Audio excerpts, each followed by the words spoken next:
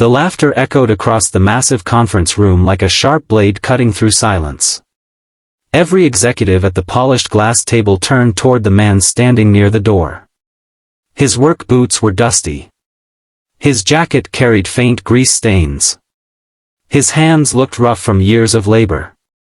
He didn't belong among luxury watches, tailored suits, and million-dollar smiles. Then came the words that changed everything. "You fix junk for a living." The CEO leaned back in her chair and laughed openly, while several others joined her. The room filled with amusement. The man simply stood there. Calm. Silent. Unmoved. Because none of them knew that within the next hour, the struggling single father they mocked would become the new owner of the entire $200 million manufacturing plant they were desperately trying to save. Before we continue, if you believe kindness matters more than appearances, take a moment to like this video, comment where you're watching from, share this story with someone who needs inspiration, and subscribe to the channel for more powerful life-changing stories. The man's name was Daniel Carter. Most people in the city knew him as the owner of a small scrapyard on the edge of town. Every morning before sunrise, Daniel drove an old pickup truck through neighborhoods collecting broken machinery, damaged equipment, rusted metal, and discarded parts. To outsiders, his business looked like a graveyard of forgotten things. To Daniel, it looked like opportunity. Life had not been gentle with him. 5 years earlier, his wife Emma had passed away after a long illness. One moment they were planning family vacations and discussing their daughter's future, and the next, Daniel found himself standing beside a hospital bed trying to explain loss to a 7-year-old girl. Everything changed after that. Daniel became both father and mother to little Sophie. He packed school lunches. He braided her hair despite doing it terribly at first.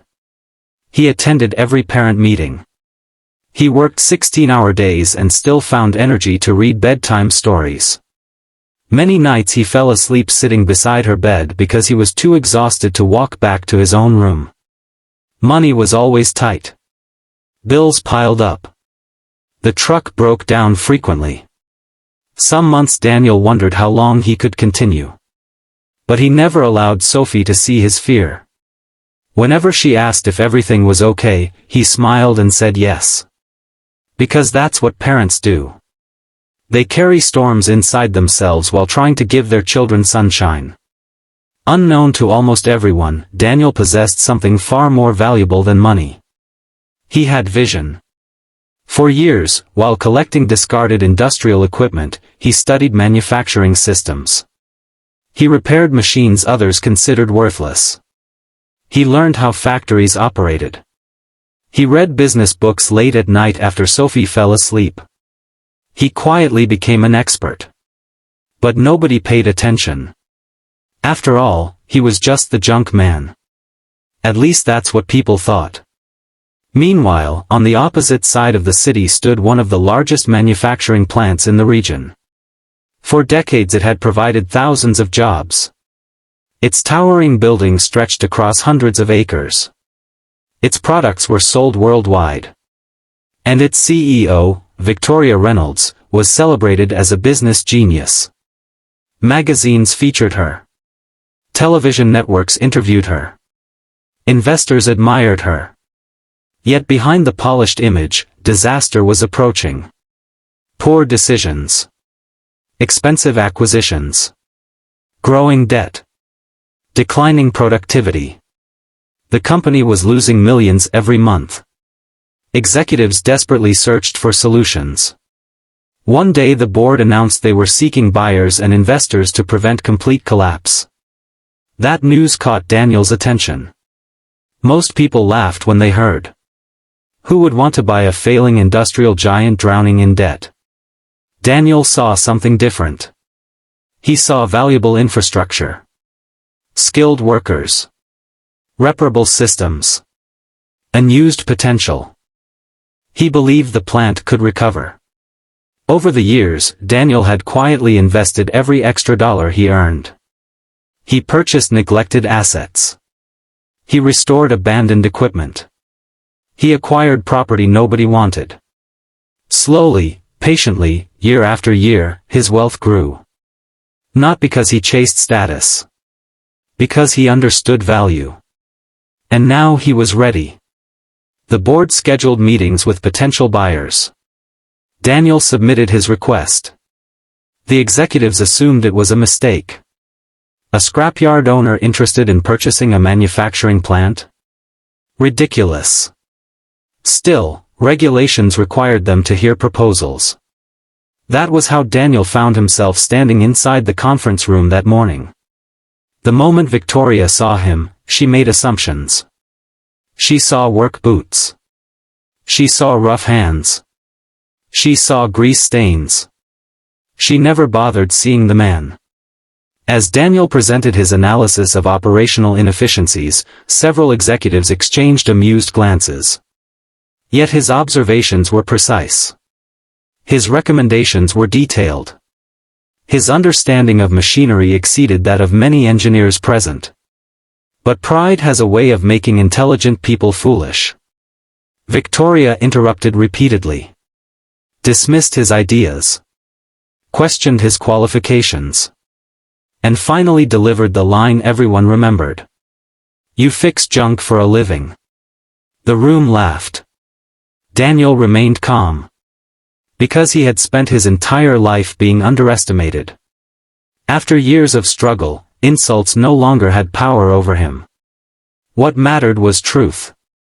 And truth was about to arrive. The chairman of the board cleared his throat and requested the financial documents Daniel had submitted before the meeting. Folders were distributed around the table. Executives opened them casually. Then expressions began changing. Smiles disappeared. Laughter faded. Eyes widened. Silence spread through the room. The documents revealed something astonishing. Daniel Carter wasn't merely a scrapyard owner. He controlled multiple profitable industrial businesses. He owned significant commercial properties. He held valuable patents related to machinery restoration. His investment portfolio exceeded expectations by an enormous margin. Most importantly, he possessed enough liquid capital to acquire the entire plant outright. No loans. No partners. No investors. Cash. Victoria stared at the documents. For the first time that day, she looked genuinely speechless. The man she had mocked possessed the financial power to save the company. The room suddenly viewed him differently.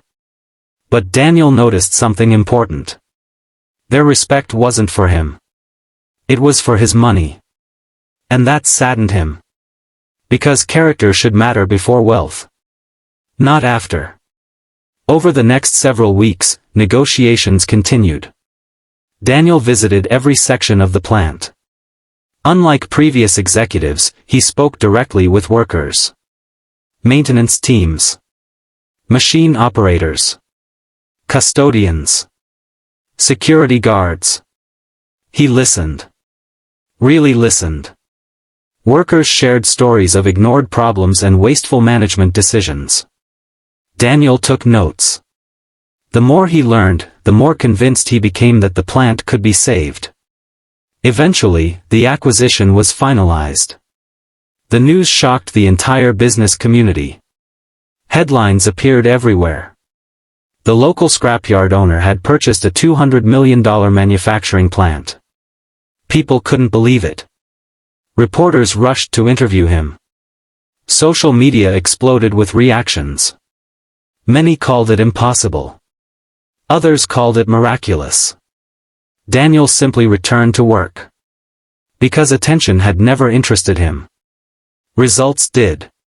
His first day as owner surprised everyone.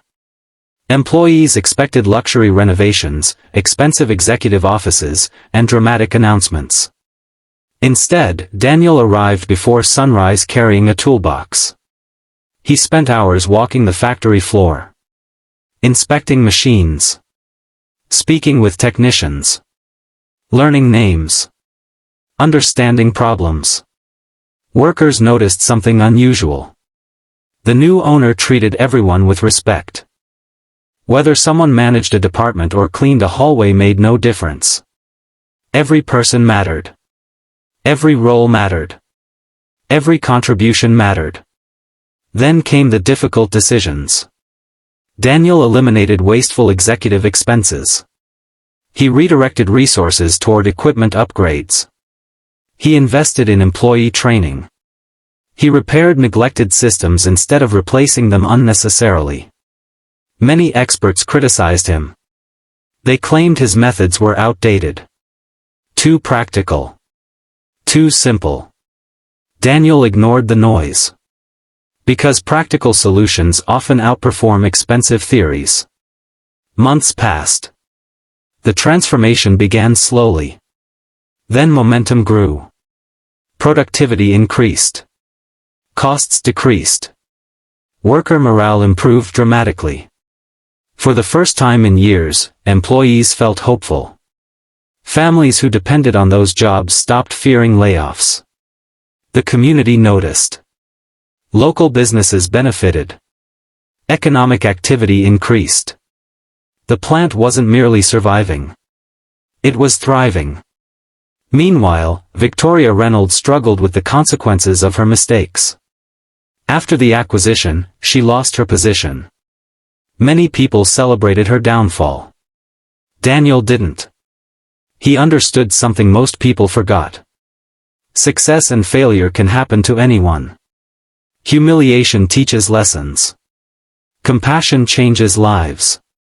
One rainy afternoon nearly a year later, Daniel received a request for a private meeting. The visitor was Victoria. She looked different. Not because of her clothes. Because of her expression. The confidence that once bordered on arrogance had been replaced by humility.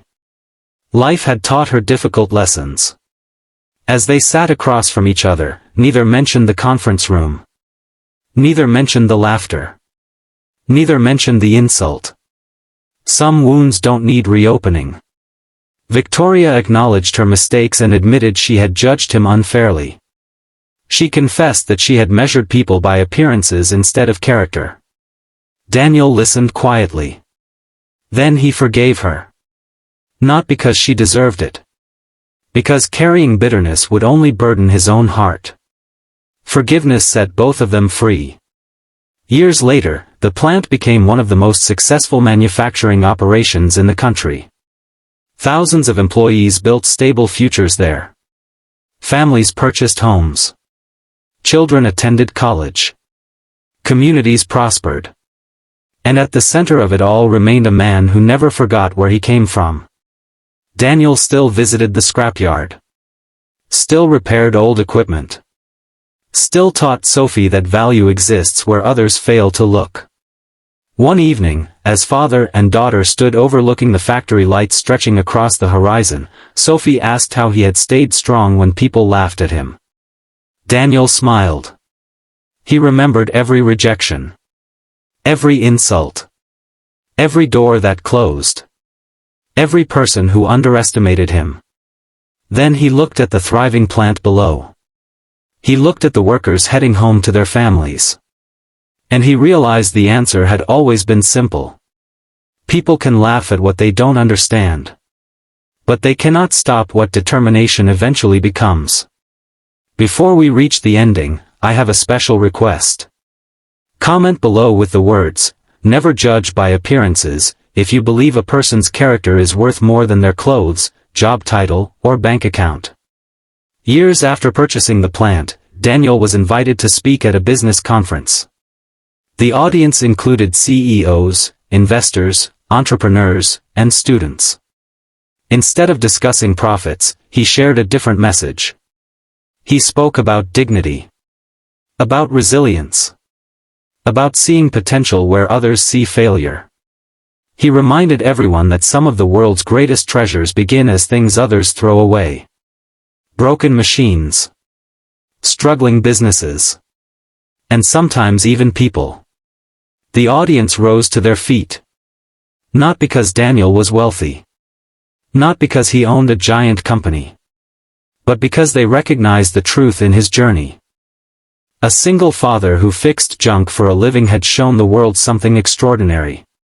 Value is not determined by appearances. Strength is not measured by status. And kindness will always outlast arrogance. As the lights dimmed and applause echoed through the hall, Daniel thought of Emma, the wife he had lost, and Sophie, the daughter who had given him purpose.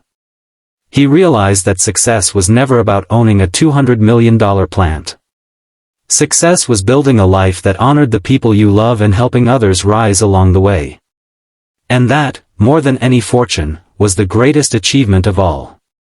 If this story touched your heart, please like the video, leave a comment, share it with friends and family, and subscribe to the channel. Your support helps bring more inspiring stories like this to people who need hope, encouragement, and a reminder that kindness and perseverance still matter in this world. Because sometimes the person everyone laughs at today becomes the person who changes thousands of lives tomorrow.